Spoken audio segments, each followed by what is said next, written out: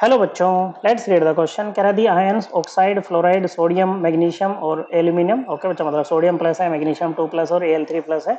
There iso electronic, देखो बच्चों iso electronic species कौन सी होती है? ये वो होती है जिनके नंबर ऑफ इलेक्ट्रॉन सेम होते हैं।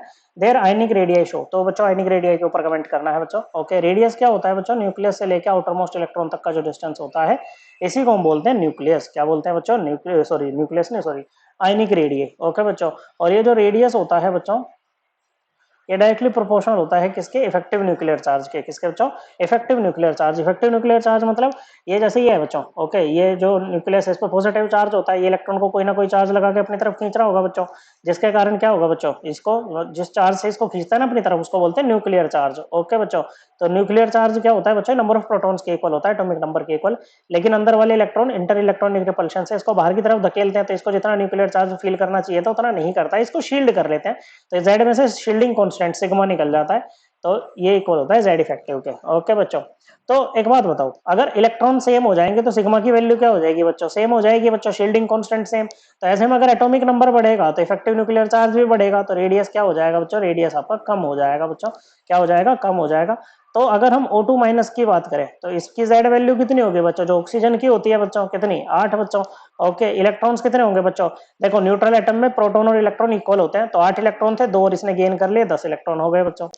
फिर है आपके पास में F माइनस। ओके बच्चों, तो इसमें इसकी जेड वैल्यू होती है 9 बच्चों। ओके बच्चों, और इलेक्ट्रॉन कितने होंगे? इसमें भी 10 इलेक्ट्रॉन होंगे, आइसो इलेक्ट्रॉनिक है बच्चों। आपके पास है सोडियम प्लस, जेड वैल्यू कितनी होती है बच्चों इसकी? इसका सोडियम का एटॉमिक नंबर होता है 11 बच्चों। ओके, इलेक्ट्रॉन हो जाएंगे 10। ओके बच्चों, कितने हो गए? 10 इलेक्ट्रॉन। Mg2 प्लस की अगर बात करें तो इसकी जेड वैल्यू होती है 12, एटॉमिक नंबर है इसका 12 बच्चों। ओके, इलेक्ट्रॉन्स इसमें भी 10 है भाई, आइसो इलेक्ट्रॉनिक है तो सबके इलेक्ट्रॉन तो खैर इक्वल होंगे ही होंगे। ओके बच्चों, फिर है हमारे पास में Al3 प्लस, जिसकी जेड वैल्यू एटॉमिक नंबर होता है 13, और नंबर ऑफ इलेक्ट्रॉन्स कितने हो जाएंगे? इसमें भी 10 इलेक्ट्रॉन हो जाएंगे बच्चों। तो जिसकी सबसे ज्यादा होगी ना बच्चों जेड वैल्यू, उसका एटॉमिक, उसका साइज सबसे कम होगा। मतलब यहाँ पर क्या है? O2 माइनस का साइज सबसे ज्यादा होगा, उसके बाद में F माइनस का, उसके बाद में सोडियम प्लस का, फिर आपके Mg2 प्लस का, और सबसे कम हो जाएगा यहाँ पर Al3 प्लस का। मतलब आइसोलेट इलेक्ट्रॉनिक स्पीशीज में जितना ज्यादा नेगेटिव चार्ज होगा उतना ज्यादा साइज होगा बच्चों, और जितना ज्यादा पॉजिटिव चार्ज होगा उतना कम साइज होगा। तो पहले ऑप्शन में कह रहा है कि an increase from O2 minus to F minus, गलत बात बच्चों, डिक्रीज हो रहा है बच्चों। ओके, तो ये स्टेटमेंट तो यहीं पर आपकी इनकरेक्ट हो गए बच्चों। फिर कह रहा है decrease from O2 minus to F minus, बिल्कुल सही बात है। Then increase from Na plus to Al3 plus, नहीं बच्चों ऐसा कुछ नहीं हो रहा है।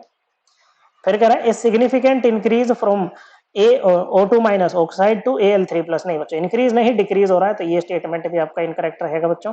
फिर कह रहा है significant decrease from O2 minus to Al3 plus, ये बात बिल्कुल सही है और यही हमारा आंसर होगा बच्चों। करेक्ट आंसर है ऑप्शन 4। आई होप आपको ये एकदम क्लियर हो गया होगा। थैंक यू बच्चों।